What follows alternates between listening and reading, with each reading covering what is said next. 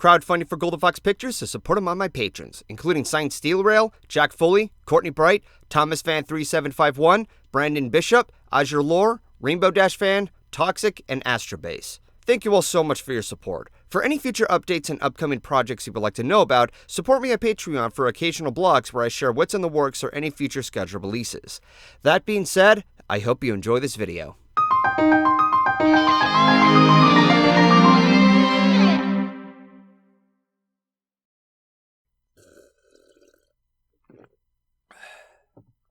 Hey everyone, don't mind me, just relaxing here and having a cup of coffee.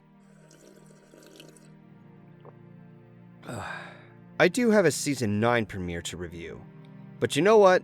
Until then, let's have a little chat about the elephant in the room.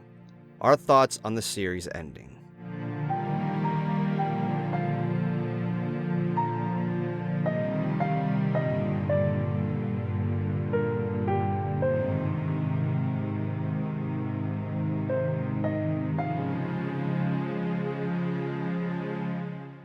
We all know that this is the last season of Friendship is Magic, and BronyCon is being hosted for the last time.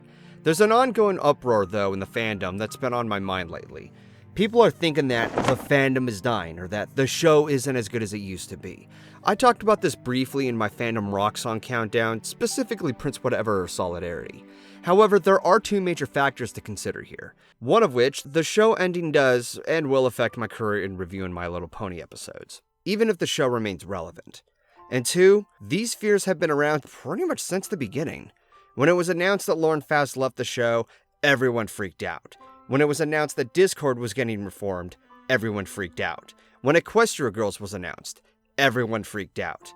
When it was announced that Twilight was going to be coronated into an alicorn, oh dear Christ, was that a massive reaction. Most of the reasoning being that she'd be turned into a Mary Sue or some stupid shit like that. Videos of this were even parodied by both Saberspark and AC Racebest when they were still on the fandom. Any changes that happened, people were unsure how to cope. Now, I for myself am also guilty of this by my embarrassing reviews of Season 4. Pinky's overplayed character traits were problematic and Philly Vanilli. The centering of Spike in Equestria games made me feel lied to by its horrible marketing.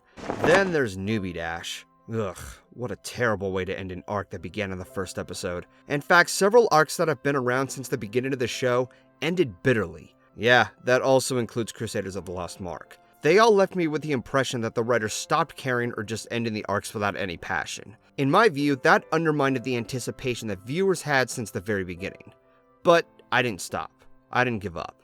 I got over it and continued with the series, and what I found afterwards were some of my favorite episodes of all time. The Perfect Pair, A Royal Problem, To Where I'm Back Again, The Sounds of Silence, and Sparkle 7. I would have never had the joy of watching these episodes had I give up on the show. I think a lot of us had the same thoughts whenever we saw a major change in the show. Sure enough, the show had its ups and downs after Lauren left. Starlight is still a controversial figure amongst the analysts. The Young Six were a mixed reception because of their lack of screen time, and of course other major plot holes I've been called out on.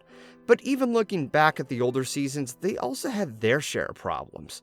However, it always had a quality that kept us engaged. Discord, being reformed, has now gained so much more development and has become more of a beloved character than he was as a villain.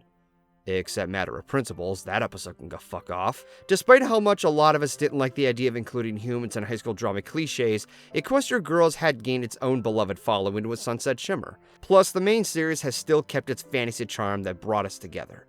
In Twilight? She's gained a lot of development, ranging from being Celestia's protege to finding her way as a princess, building a school to spread knowledge of friendship to other races for a better world, and now there's a possible chance of her being the ruler of Equestria. Despite being an alicorn, she still is her own dorky self. She still worries about when she'll encounter next. She's still challenged by the many adversaries that come her way. This is something a Mary Sue wouldn't have, or she'd otherwise just blow through it all like a breeze. But despite the changes in the show, the same can also be said for the fandom. I still remember that TV ad of Equestria Girls, the one that mirrored Katy Perry's California Girls before Equestria Girls became a legit spin-off. We were actually honored as the term bronies was a lyric in the ad. It acknowledged their existence and we felt appreciated for breaking out of our gender roles instead of being looked down on for liking a little girl show. People like Mando Pony, Living Tombstone, and Saberspark were big names that pushed this forward. Nowadays, the fandom is like every other Tuesday. Saber has moved on, making video essays of other media. Mando Pony and Living Tombstone have moved on to other franchises, massively growing their success. And you know what? That's really for the better because of how much progress this fandom has made, and a lot of us have been encouraged to adapt and learn to face new challenges over the years. At this point, can you truly say with a straight face that the fandom is dying? Honestly, no. True, the numbers are going to decrease, but that doesn't mean it'll fade away. It'll still be around. I mean, there are plenty of other fandoms based on shows that ran their course. Whenever I think about this, I think this has to do with the fact that some people are afraid of moving on. I can understand that. But sometimes we all need to step out of our comfort zone. Experiencing new territory is always a breath of fresh air, and it can feel rewarding. It does seem scary at first, but never stop trying. I'm certainly never going to stop trying. In fact, I'm excited to expand my channel with something more universal. I mean, look no further than my Lion King review. Despite that the views are small compared to my MLP reviews, I'm still happy with what I have made.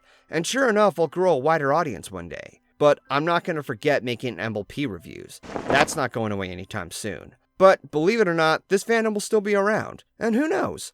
Gen 5 may be good enough to bring some longtime fans back, or even gain a new audience. Just look at how Gen 4 surprised us. So, with that in mind, keep your chin up. I'm not sure if a hashtag would actually work. And even though that's the last lyrics of Solidarity, that may be taken the wrong way for those who aren't familiar. But A for effort. I hope you enjoyed this little bit, as I may do this more often with other subjects that I want to get off my chest. But until next time, this is GoldenFox, and I'll see you at the last BronyCon.